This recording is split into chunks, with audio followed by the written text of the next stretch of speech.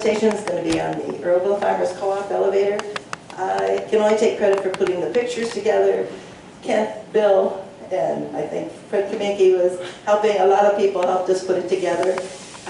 They would appreciate any feedback, right? Yes. If you have feedback or you know something that is not up, that we're not talking about, that would be interesting to the group, please feel free to share.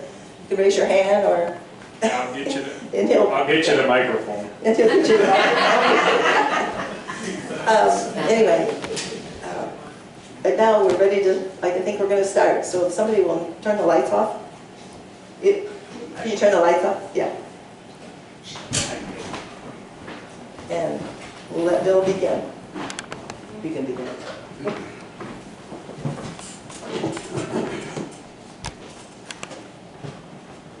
Even in the days of the Indians, there were several well-established farmsteads in the Earlville area.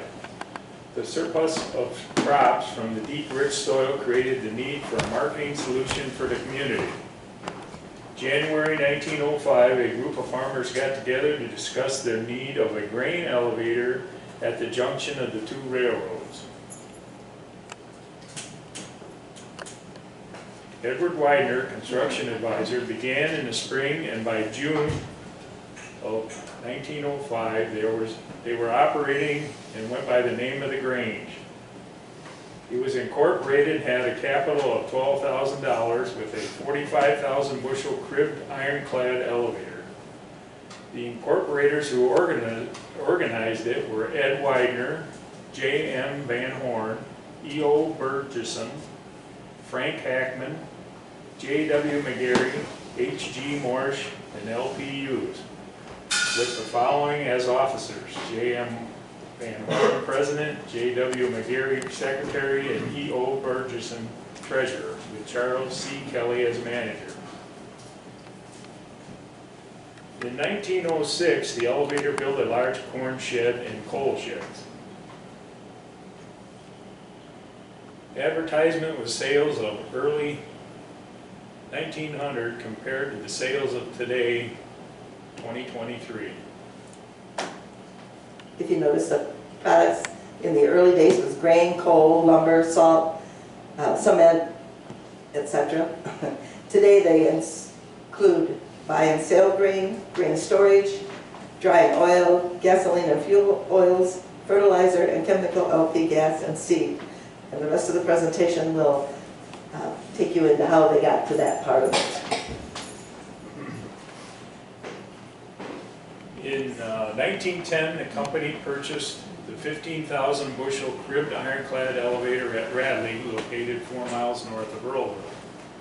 History on the Radley elevator: it was built by L.I. Taylor early 1899. Then he built the house. October the same year, it was for the manager to live in. He later sold to French Land and Irrigation Company and was purchased from C.C. Gussie, Frank and C.C. Kelly, August 1908, with Frank in charge. They later sold to the Grange, who ran it until 1975 when they sold it. Now this is a picture of the Grange from 1911 and 1912. You can see them lined up just like they do today.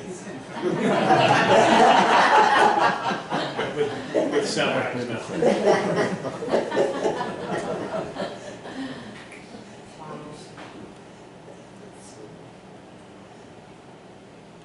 Okay, where are we at, 9? In July of 1913, the leader stated that the largest sign ever put up in Earlville was painted on the east end of the Grange elevator. It advertised gold medal flour and covered the entire end of the elevator from the engine room roof to the eaves. If you drive by today, you can still see the outline of it. If I can show you, there's a circle here, and inside of it is gold medal flour, and I think it said eventually also, and why not today. And the elevator did sell gold medal flour in 50-pound bags too, I learned. Okay, 1915, a outside skating rink built and managed by Mr. Ellis, located near the Grange. does not relate to the elevator, but is interesting if anyone knew of it or their parents or grandparents talked about it. Pictures on the slide. It's not the original one, but it's just a replica. Was taken from the internet and might show how it looked in those days. It blew down within a year and was not rebuilt. Does anybody remember anything on that, or their parents or grandparents talking about the skating rink? We think it was there where the flat storage is, right next to the elevator there to the far east. In 1916, January, they opened an uptown office in the Wallace Block with Brock's Real Estate Agency.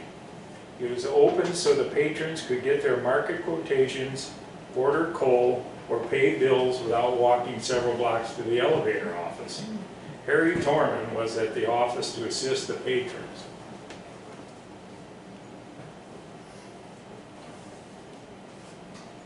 Why did they reorganize?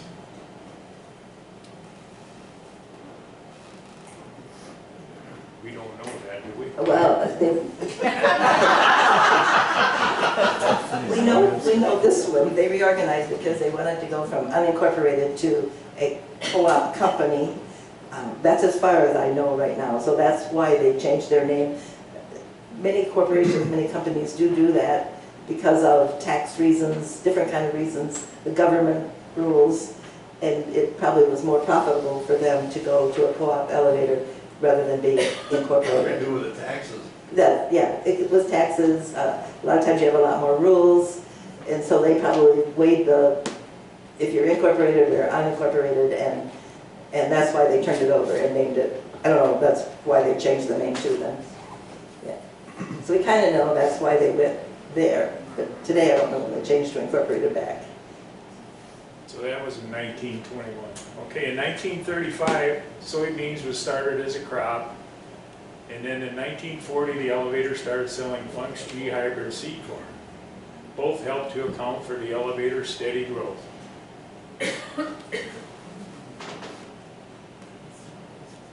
Okay, the elevator started to seed corn, and then in 1945 and 47, a coal conveyor, two 50,000 bushel storage tanks, a moisture tester, portable vacuumator, and a 10 by 50 steel catwalk were installed. Bill, hold it a little bit closer to your... Oh, closer? Yeah. Okay. And we figured that's Bob Leonard's truck right there.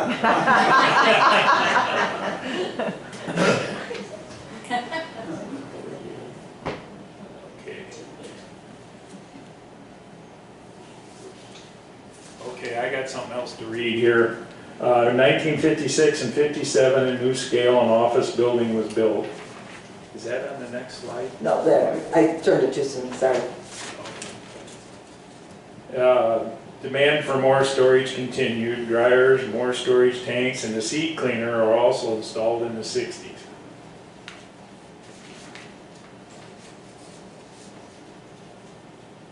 In 1965, bulk petroleum business launched. Earlville was the first one east of the Mississippi to sell farmland fuels. The co-op was one of the first, and Bill Packenham and Les Kamiki are in this picture. I was just thinking about doing that myself. In 1978, the crop production center was built on 5 acres acquired 2 miles southeast of town. The center focused on fertilizer and chemicals to area farmers. Land where the building sits purchased from Jack Myers, and then a few years later another 5 acres attached was purchased from the Goulds when they sold their land. This is Les Kamiki and Boyd Smith. And Boyd was employed there for 20 years, and we think he retired in 75. Ken? Yes. First petroleum sales in Illinois to introduce farmland products, and sold enough gas to drive the average automobile 47.5 million miles. Sold enough fuel to heat an average home for 1,000 years, sold enough diesel fuel to plant and harvest 82,000 acres. And he drove 250,000 miles accident-free. Okay, that sign up there, Remember that. we've just acquired that at the museum to hang eventually. We haven't got it up yet, but we do have it. And so today, everything is technology, but that's the way they used to forecast what the prices were. They take to rail and to water, right, to the river. Well, it was just a river back then. The Oh, okay. railroad probably wasn't going yet, but No, yeah, I think it that's had how to we be. got your markets. It I wasn't- think the whale had to be going early because that's why they built the elevator. I might be wrong, but Yeah, they started, Well, the rail, yeah, they used to load cars right there next to Cooper the. cars they called them. what were they? Cooper cars, they put the sides on, put corn in it. Okay, then I have a question. How did the farmers bring the crop in? Back in those days, was that all ear corn or did they No, have? shell corn or oats or beans, but you brought. But those them. wagons would carry shell corn? Oh, sure. Oh, okay, all right. That was one of my questions. I didn't understand. Okay, Well, we were wondering with the corn crib, yeah. when they built the early corn cribs. They had to be real early.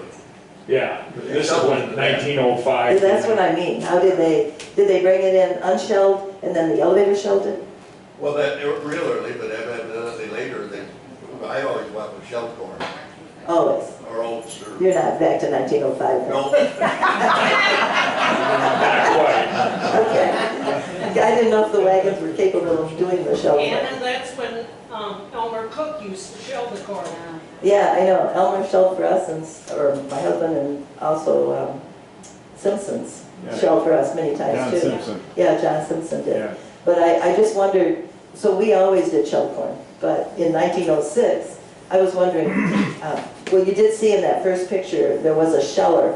yeah, in that's that. why we shelled it right there. So they brought it in to be shelled. That's what I was wondering, were the wagons capable in 1905 and 1906 of bringing shell corn? Sure. Or did they all, oh, they were, okay. So anyway, we still don't know the answer if they brought it So in shell or oats, you brought in oats, loose. Yeah, true, yeah, okay, all right, That was okay, horses, so we had a lot of oats. okay. Okay, this is Les Kamiki testing corn by hand. Today it's done more or less by computer. And Les Kamiki employed 30 years. He joined the Air Force during World War II, and he was discharged in '45 and served in captain in the Air Force Reserve until 1955. His greatest thrill was flying and the first was landing. He was engaged in the custom corn shelling business for 5 years before he became a yard man at the Earlville CoOp, going on to be assistant manager and then manager. He married Dolores Gast and had 2 children, Suzanne and Scott. Okay, this is Mamie Steele. She was bookkeeper for the elevator for 42 years, holding the record for the longest employee until recently when Roger Lane retired. I think Roger had 44 years.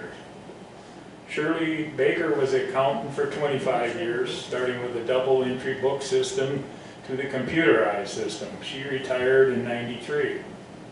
Then Mary Nielsen helped her, Anita Kreinert, Hollingsworth helped her, and then Deb Malott, Jacqueline Thompson is in there. and then Jacqueline Thompson is down there now. Okay, this is employee Gus Bader. Aubrey Gustav Gus Bader, co-op manager from 1918 to 1957. Gus was born in St. Genevieve, Missouri. He was engaged in constructing grain elevators with his brothers. He was manager of the Hinkle grain elevator before he managed the Earlville elevator. Gus was in World War II, 1941 to 45 Signal Corps, awarded American Defense Service Medal and the European Theater Medal for 5 battle stars. And Anna and I were wondering who managed the elevator while he was in the service, if anybody. They never shut down, so we were just wondering when these gentlemen went to the service back then, did they hire someone else? There was nothing in the notes that we could find out who would have been taking their place. So we were just curious. Okay, of course, a few of us remember the yearly appreciation dinners and then the reorganization meetings. And they were at the school, and different churches would serve every 4 years and serve the meal. Then it went to Pit Sticks, and then we have the appreciation dinner now at the Shavana Park, and with the annual meeting at the Earl Township Shed. Is there any other memories anybody has of that? Bill, those of us sitting here, the elevator always hired us as kids to play for the dinner. We play our quartets and our band solos, and they pay us. It was big bucks for us. So it was like Janie, yeah. It was got a lot of fun. We were kind of wondering if there was anybody else, like did Orion Samuelson or anybody ever come and Max speak? Armstrong did. Jim, Who, Bill? Max Max Armstrong. Armstrong came and talked to us. Oh, he did, Max did, oh, okay. We were kind of discussing that About yesterday. mid-70s. Did some. Yeah. Forrest Carter always showed his script picture. Oh, yeah, yeah. I do remember that now. Yep. Another question, when I was trying to do some researching and I was looking at picnics and stuff, they mentioned a lot of years, like church had their picnics, a lot of people had their, and it was called Sales Grove. Does anybody remember anything about Sales Grove or where that was exactly?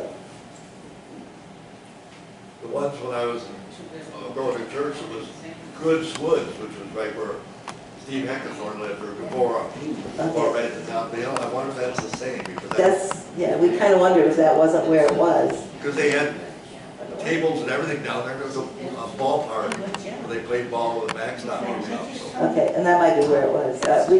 I could not pinpoint it down. And there was another question was the Grange elevator, and then it mentioned a lot of times about the Grange having picnics, but it had a number after it. Was there some kind of a Grange formation here in Earlville, like a union kind of, Probably. that was called the Grange also? Because you see a lot of articles in the paper back then about that, but I don't think it was this Grange elevator. After I did some research, I don't think it was the elevator. It was a group of some kind. But nobody remembers that either then.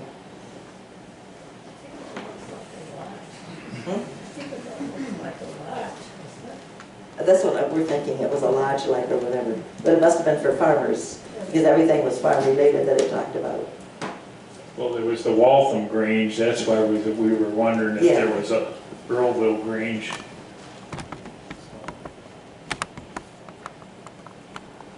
Any other memories? Anybody got it? Okay. You said everything I was gonna tell. But you know, today, you can see by all the buildings and everything that it's really, elevator is really a very valuable place in Earlville. In fact, today it has the most personnel hired of any other business. So it is a very important part of Earlville. We need it. Quite an expansion going on up there now. Yes, I did. Did you want to talk about that new expansion, how it's going to make it easier for me to drive through it without my car? Well, it's really gonna help eliminate a bottleneck in the fall and should make it easier for everybody in town because harvest should be done quicker than normal if it's a normal crop season. The new pit and leg that has been installed is going to be just for corn. So that's going to feed directly into a dryer itself, and then maybe if the dryer is full, it'll go into a wet holding bin. But then it opens up the existing legs and pits for soybeans at the same time, because that would always be a bottleneck. And it always happens, you get corn and beans coming in at the same time. So designating this one pit just for corn is going to make a big difference in the line. And like I say, it should go along a lot quicker that way. What kind of an investment is that? Oh, roughly $2 million, I believe, if I recall, where we're at on that. Yeah, by the time you get the electricity in the building. Yeah, everything is cheap these days. Maybe that one.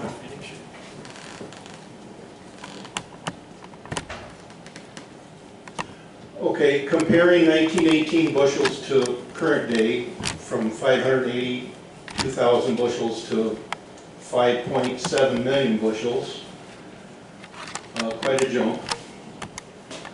Managers throughout the years: Charles C. Kelly, 1905 through 1918, Gus Bader followed him, 1918, 1957, and then of course Les Kaminke, 1957 through 1985.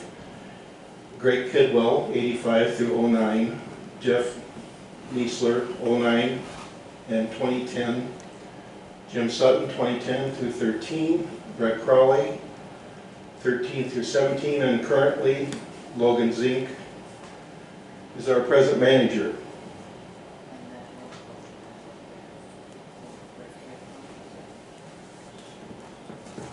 The elevator does have a website, and you can pretty much go out and find who the directors are, the officers are. Over the years, there were so many, so we didn't want to go into how many. I think there are several here that were officers or something in the co-op over the years. I don't know, you probably have some things you want to talk about the elevator? Or directors or anything, or did something happen in the elevator years that we didn't find in our newspaper that would be interesting to know? Stories that they couldn't publish. Yeah. Still can't tell those. Here I have a list of past and present board members: Forrest Carter, Robert Harris, R.C. Gast, Roger Jones, Leo Kelly, C.H. Gast, Alfred Klatt, O.A. Bolts, Jeff Larson, Wayman Smith, Clarence Hughes, Howard Grimm, Bob Leonard, Harold Gast, William Landers, William Mitchell, Robert F. Loney, Bill Packenham, Kent Sellers, Jim Baird, Dave Gast, Brian Atherton, Tom Yeager. So the last few were present board members. I think it's worth mentioning that the elevator and the locker plant and Malley's Plumbing are the three oldest businesses that are still in effect in Earlville. So I think, I don't know which one of those is the oldest, maybe Malley's. But anyway, those three stood the test of time and are still going. Jane? I think the locker claims to be the oldest one. Yes. Forgot Carl Zimmerman, he's on the board. Oh yeah. It's not on the site, so yeah. I don't know, it's Dave, did I mention Dave Gast? Yeah. Yeah. Okay, I guess. Another note too, out of the managers listed there, 4 of the managers were hired prior to being a manager. They were currently working with the elevator. Out of the list of managers there, 4 of them that I recall were employees before they were made manager. I don't know if those dates are when they just became manager or it's actually when they were employed on some of them. But most of them, like Kent said, were already working there as in some position. Most of them even went to be assistant managers before they came to be managers. Especially the Earlville people, I would say. Maybe the ones from out of town were hired directly that didn't come from Earlville were hired directly. Okay, no more questions? Okay, that's our presentation.